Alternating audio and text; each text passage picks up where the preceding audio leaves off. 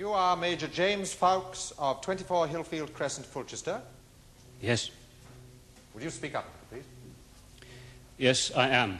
Now, Major, I'd like you to tell the court, quite simply and in your own words, everything that happened beginning on March the 15th. On the afternoon of that day, Sir Richard Cresswell came to my office, told me that the trustees had decided to make an investment, a sizable one. Later... That's all he said? Yes. He seemed quite excited about the idea. Later on, just as I was leaving, he came in alone, suggested that we should go to our local for a drink. When we arrived there, he gave me the details. £15,000, 1,500 of which was to go into ICI shares, and the rest into Metallia Mining. Then he asked me to keep the whole matter under my hat because he didn't want anyone else catching on to Metallia.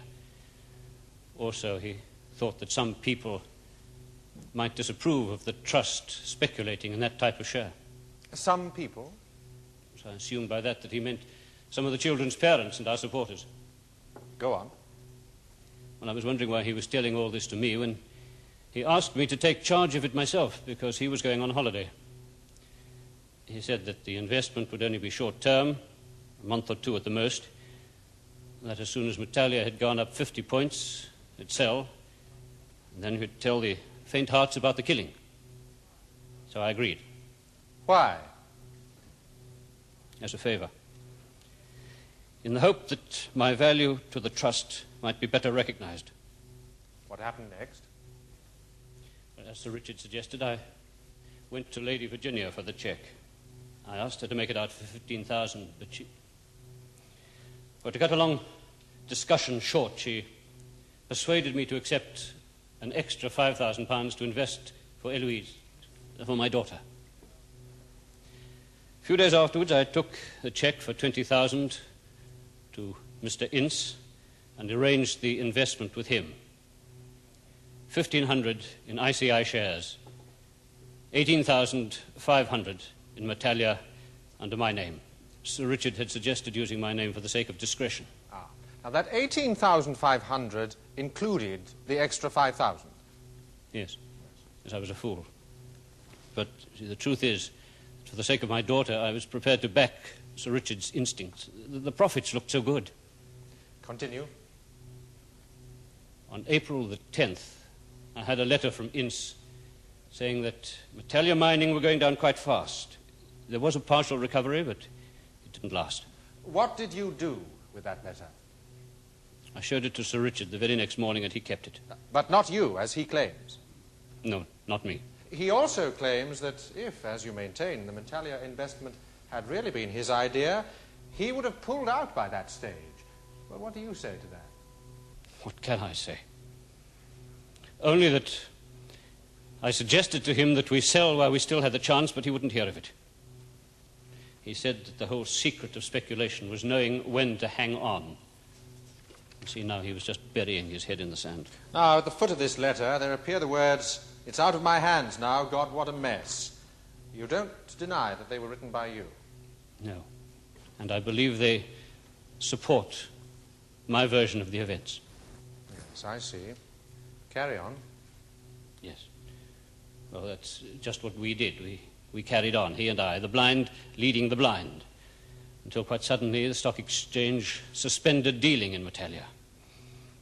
That was on April the 21st, the night that I went to him and to insist that he must act.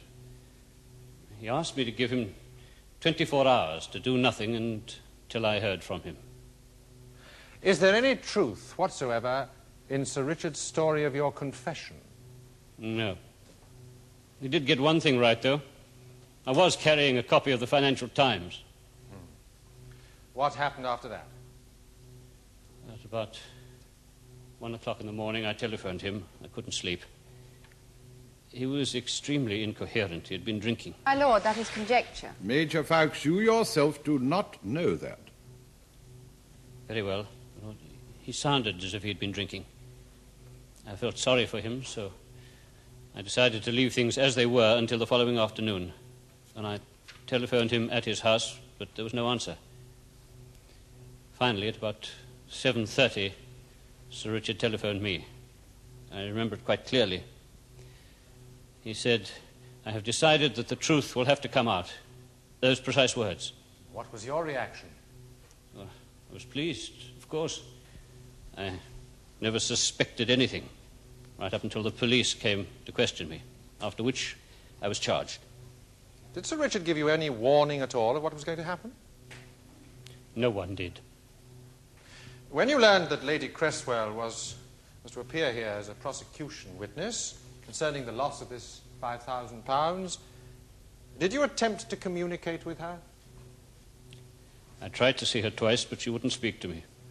Thank you. So far, you've given us an admirably clear account, Major. However, there are one or two things my learned friend has left out. And with your help, I propose to remedy that. By all means. How would you describe your profession? I'm a soldier. That was 20 years ago, wasn't it? 18. 18. What did you do after that? I started a small furniture business. What happened to it? It failed. What is the longest time you've stayed in any one job? 3 years.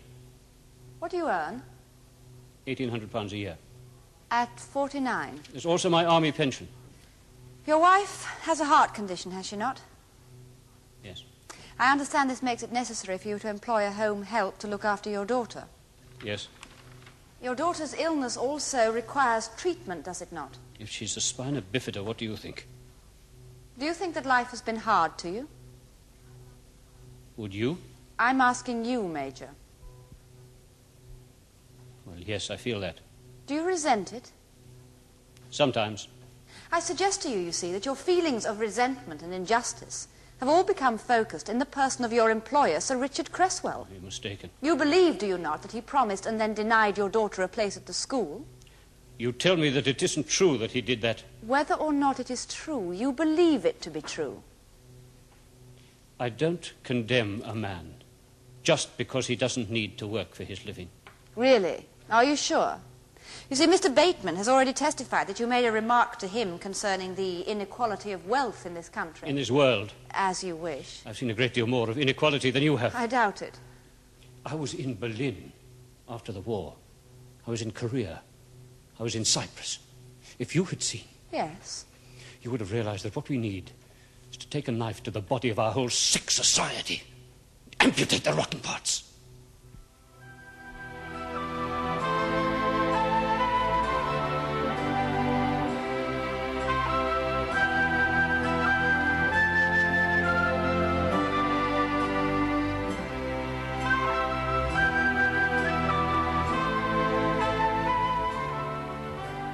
The case of the Queen against Fawkes will be resumed tomorrow in the Crown Court.